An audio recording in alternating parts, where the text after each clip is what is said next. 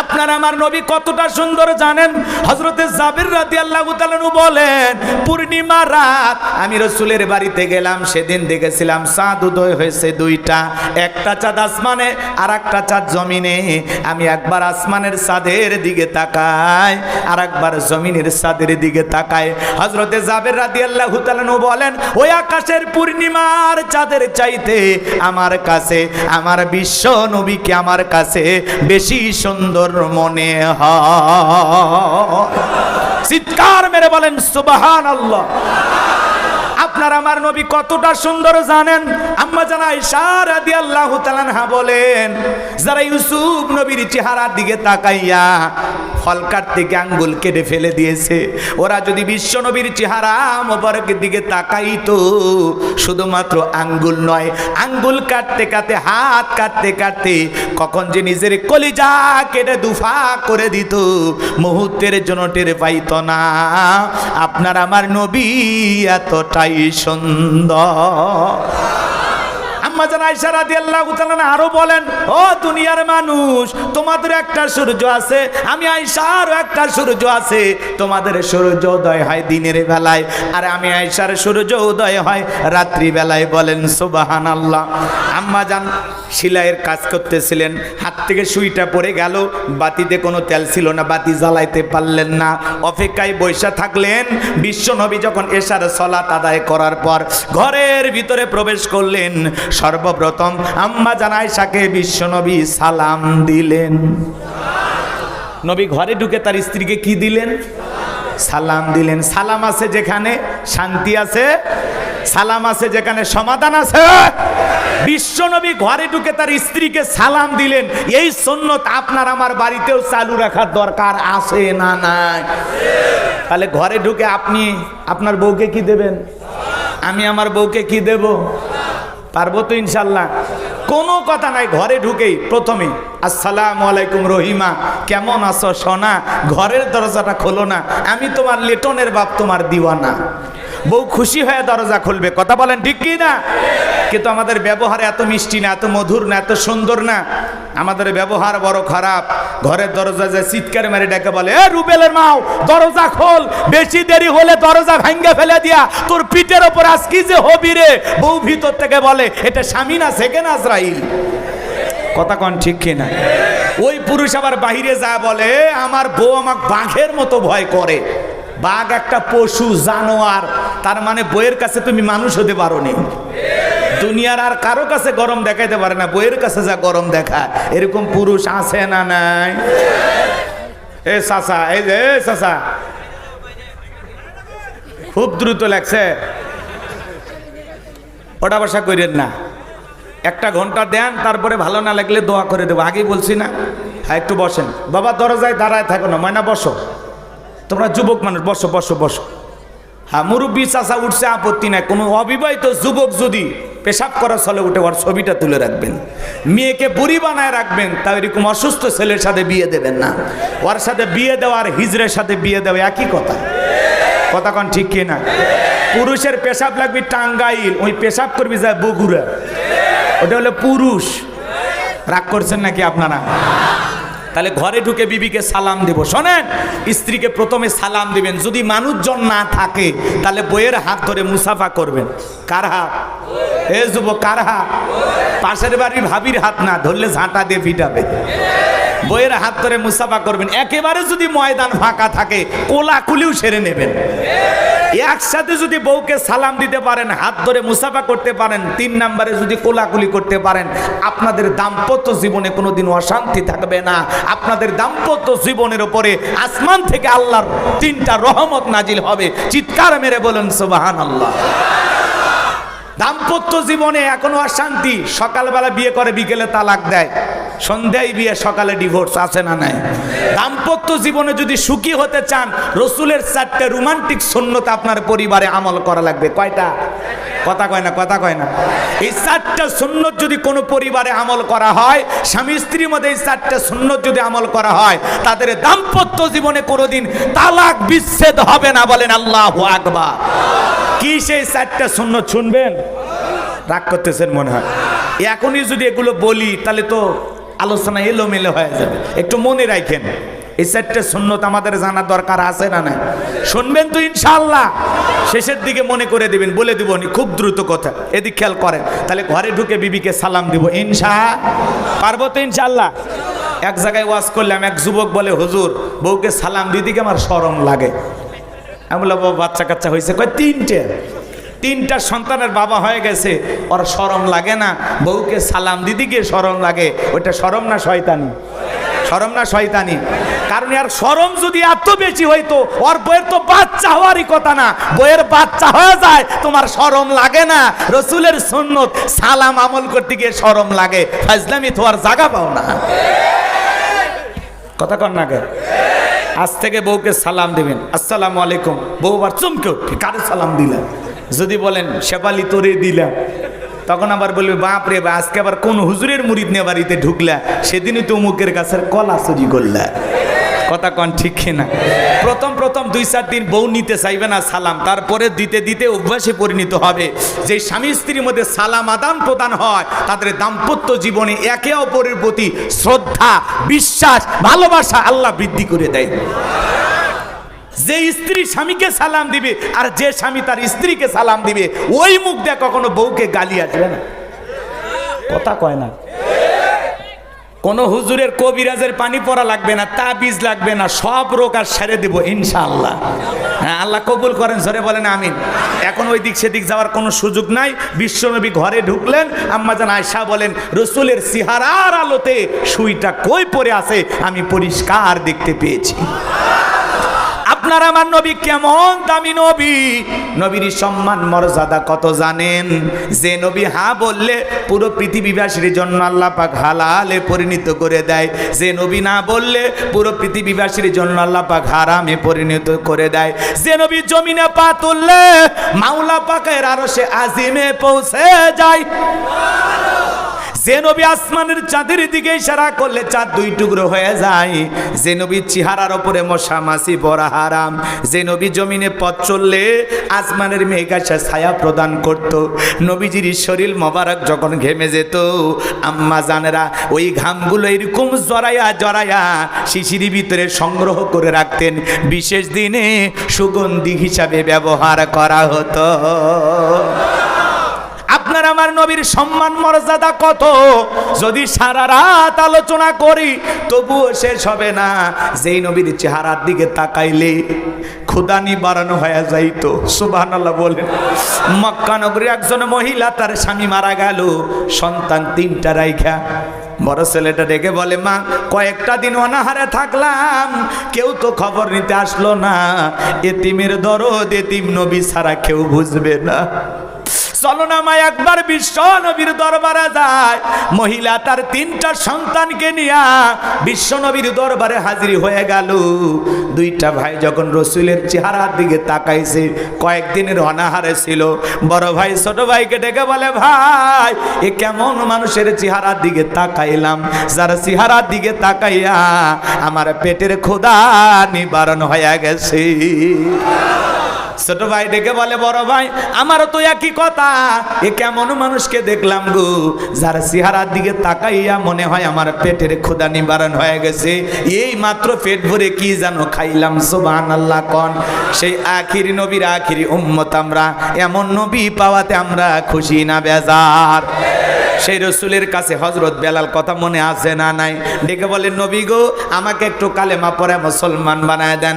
বিশ্ব নবী পড়ায়া দিলেন, লা ইলাহা ইল্লাল্লাহু মুহাম্মাদুর রাসূলুল্লাহ সাল্লাল্লাহু আলাইহি ওয়াসাল্লাম।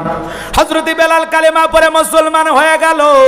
আমার নবী ডেকে বলে, বেলাল রে কালেমা পড়ে মুসলমান হয়েছে, কথা প্রকাশ করা যাবে না, কারণ ইসলামের অবস্থা এখন ভালো না, প্রকাশ করলে সমস্যা হতে পারে। বলেন তো বাজান, ইসলামের অবস্থা কি সব সময় ভালো থাকে? কথা বলেন না কেন? রসুলের ওই সময় ইসলামের অবস্থা পরিবেশটা ভালো ছিল না। আজও তামাম পৃথিবীর দিকে তাকায়া দেখেন, মুসলমানদের অবস্থা খুব একটা ভালো না। তামাম পৃথিবীর জালেমেরা পশ্চিমা বিশ্বের ওই সাদা চামড়ার দলেরা একত্রিত হয়েছে পৃথিবীর জমিন থেকে ইসলাম আর মুসলমানকে বিদায় করার জন্য। আজও নেতানিয়াহুর মতো টাকলা মাথার শয়তান, বর্তমান জামানার ফিরাউন, এরাও মুসলমানের রক্ত ঝরাইতেছে। ফিলিস্তিনের হাজার হাজার নিরপরাধ শিশু, নারী, বৃদ্ধ মানুষকে তারা দুনিয়ার জমিন থেকে বিদায় করে দিচ্ছে। কথা বলেন ঠিক কি না? মুসলমানের মসজিদে, হাসপাতালে পর্যন্ত হামলা করে। বর্তমান পৃথিবীর সবচাইতে নর পশু, সবচাইতে নিকৃষ্ট জাতি হলো ইহুদিরা। মুসলমানের একটু দয়া করে আশ্রয় দিয়েছিল, এই আশ্রয় দেওয়ার কারণে আজকে তারা মুসলমানদের বিস্ফোরা হয়ে গেছে। কথা বলেন না কেন? যে হিটলার ফ্যাসিবাদী সরকার ছিল, হিটলার ওই যে 60 লক্ষ ইহুদি মারছিল, ওই বেটা মরার আগে বইলে গেছে যে ইহুদি কেন মারছি, কয়েকটা ডিম বাচ্চা রেখে গেলাম, পরে ঢের ভাগা। তো হিটলার যা করছিল ঠিক করেছিল। এই 2-4টে যে বাঁচায় রাখছে এগুলো শেষ করা লাগতো। ইহুদিদের সংখ্যা কিন্তু খুব বেশি না, এরা হলো 1.5 কোটি, 15 মিলিয়ন। কথা কি বুঝতে পারছেন? সংখ্যায় খুবই কম, কিন্তু সংখ্যায় কম হইলেও এদের মাথায় খুব শয়তানি বুদ্ধি। কথা কি বুঝতে পারছেন? পৃথিবীর বড় বড় মার্কেটগুলো এদের দখলে। আপনি ব্যবহার করেন না ইউনিলিভারে যে প্রোডাক্টগুলো আছে, পণ্যগুলো আছে, ব্যবহার করেন না? সানসিলিক, ডাব, লাক্স আছে না? খান না কোকোকোলা, 7 আপ? কথা কয় দেখে সব কার? ওই ইহুদিদের। আপনি খাইতেছেন কোকোকোলা, এটা টাকা না, এটা কোকোকোলা না, এটা বোমা। আপনি খাইতেছেন, এই টাকা দিয়া ওরা বোমা তৈরি করে মুসলমানকে মারবে। এজন্য এগুলো খাওয়া যাবে না, এদের পণ্যগুলো বর্জন করতে হবে, বয়কট করতে হবে। কথা বলে ডেকে না? আমরা তো ওদের সাথে সরাসরি যুদ্ধে অংশগ্রহণ করতে পারতেছি না, কিন্তু অর্থনৈতিকভাবে ওদেরকে দুর্বল করে দিতে হবে। এই জন্য ওদের কোনো পণ্য বাজার থেকে ক্রয় করে বাড়িতে নিয়ে যাওয়া যাবে না। এতটুকু করেন। অন্য যে প্রোডাক্টগুলো পাওয়া যায় দোকানে যায় ডাইরেক্ট বলবেন, ভাই ইসরায়েলি যে পণ্য আছে ওগুলো বাদ দিয়ে দেন। কথা কন? পারবেন না? যাই কথা বলতে গেলে অনেক বলা যায়। আজকে তামাম পৃথিবীর জালেমেরা ঐক্যবদ্ধ হয়েছে ইসলাম আর মুসলমানের বিরুদ্ধে ষড়যন্ত্র করে এই জমিন থেকে ইসলাম আর মুসলমানকে বিদায় করে দিতে চায়। গরুর গোস্ত খাওয়ার অপরাধে ভারতে মুসলমান মারে, কাশ্মীরে মুসলমান মারে।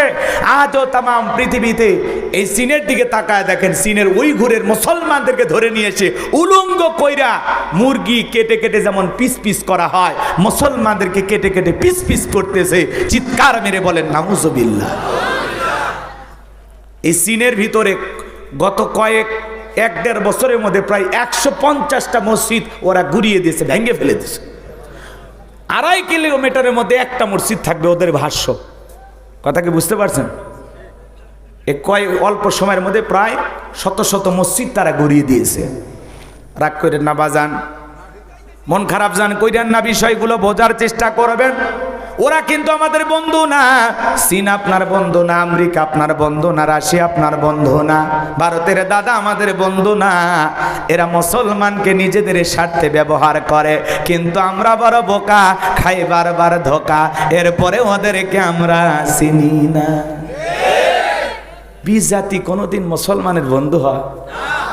ওই যে চাকমা মুসলমানের সাথে বন্ধুত্ব করেছিল, ওই চাকমা বন্ধুরা কি করলো? মুসলমানকে মাইরে আবার গোস্ত রান্না করে। কথা কয় না? কথা কয় না? কথা কয় না? তো বিজাতিরা মুসলমানের বন্ধু হতে পারে না, এটা মাথায় রাখবেন। ওরা যদি আপনার বন্ধুত্বের হাত বাড়ায়, বুঝবেন এর ভিতরে এটা বন্ধুত্বের হাত না, এটা মরার ফাঁদ। এটা মাথায় রাখা লাগবে।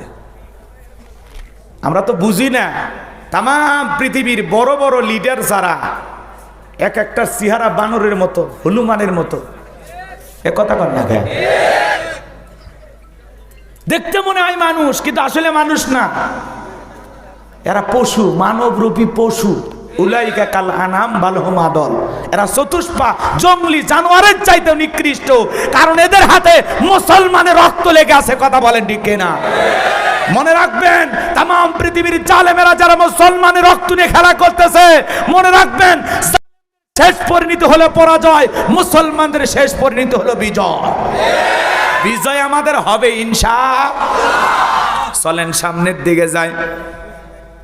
বাজান গো, আমার যে কথা বলতে চাচ্ছিলাম, হযরতে বেলাল ডেকে বলেন, নবী গো, আমি কালেমা পড়ে মুসলমান হয়েছে, আপনি শুধু দোয়া করেন মৃত্যু পর্যন্ত যেন কালেমার পথে টিকে থাকতে পারি।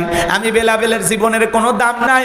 ও নবী, আমার মনি ওমায়াকে বলেছিলাম উট দুম্বা ছাগল পেশাব পায়খানা করে দেয়, এই ঘরে থাকতে আমার বড় কষ্ট হয়। ওমায়া ডেকে বলে, বেলাল রে, উট দুম্বা ছাগলের দাম আমার কাছে আছে, কিন্তু তোর মতো কালো হাফসি বেলালের দাম আমার কাছে নাই। জোরে কর নাউজুবিল্লাহ। ডেকে বলে, নবী গো, আমার জীবনের কোনো দাম নেই, আপনি আমার জন্য দোয়া করেন। এই কথা বলে হযরতে বেলাল চলে আসলেন। সকালবেলা হয়ে গেল, সূর্য উদয় হয়ে গেছে, অনেকটা বেলা হয়ে গেছে। হযরত বেলাল দরজা খোলে না। অন্যান্য চাকর বাকর যারা আছে ওরা ওমায়ের কাছে নালিশ নিয়ে গেল, ওমাইয়া গো, এখন পর্যন্ত বেলাল দরজা খোলে নাই, উট দুম্বা ছাগলের পেশাব পায়খানা পরিষ্কার করে নাই, তাই নাকি? বলে হ্যাঁ। এইবার দরজা এসে ডাক দেয়, বেলাল দরজা খোল। হযরতে বেলাল দরজা খোলে না, জোরে করে ধাক্কা মারছে, দরজা খুইলা গেছে। এইবার উমাইয়া তাকায় দেখে সেই রাত্রিতে হযরত বেলাল কালেমা পড়ে মুসলমান হয়েছে। ওই রাত্রিতে একটা উট দুম্বা ছাগলের কাছে কোনো পেশাব পায়খানা নাই। আল্লাহু আকবার।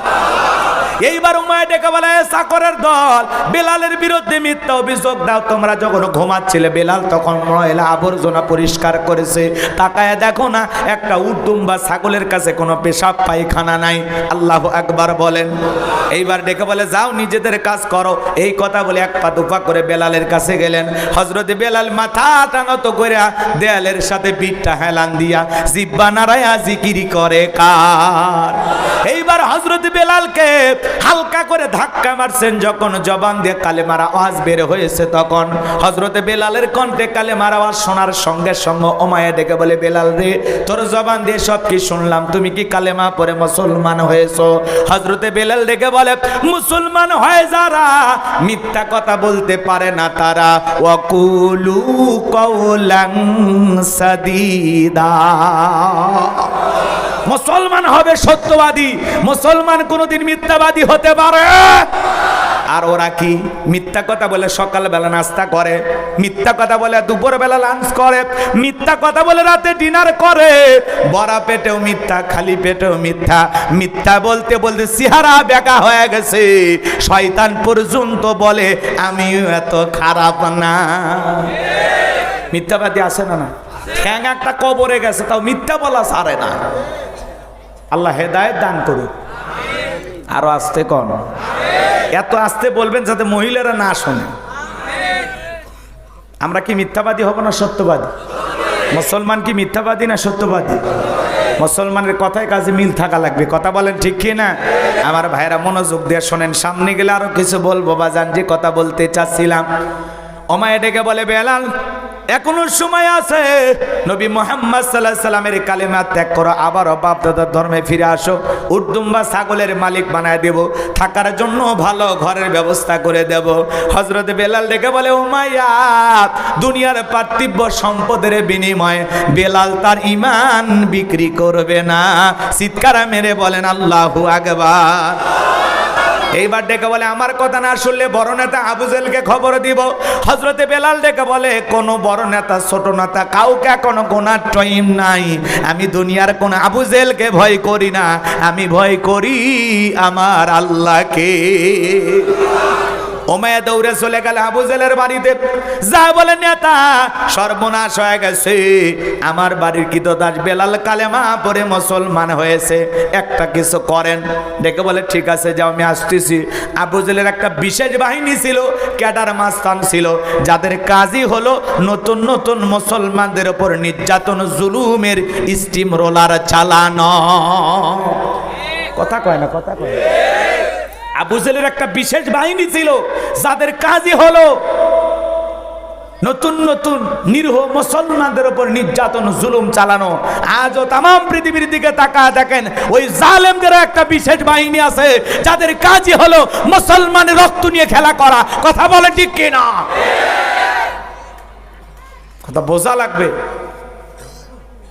আমার ভাইয়ারা, ভালো করে বোঝেন। এইবার আবু জেহেল ক্যাডার মাস্তান সঙ্গিনী উমায়ের বাড়িতে হাজির হয়ে গেল। আবু জেহেল এইবার এসে বেলালকে ডাক দিয়ে বলে, বেলাল এইদিকে আসো।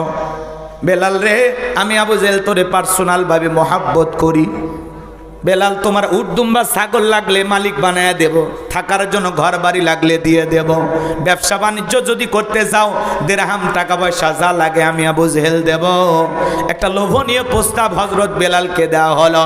বেলাল রে, একটাই দাবি, নবী মুহাম্মদ সাল্লাল্লাহু আলাইহি সাল্লামের দল ত্যাগ করে আমাদের দলে আসবি।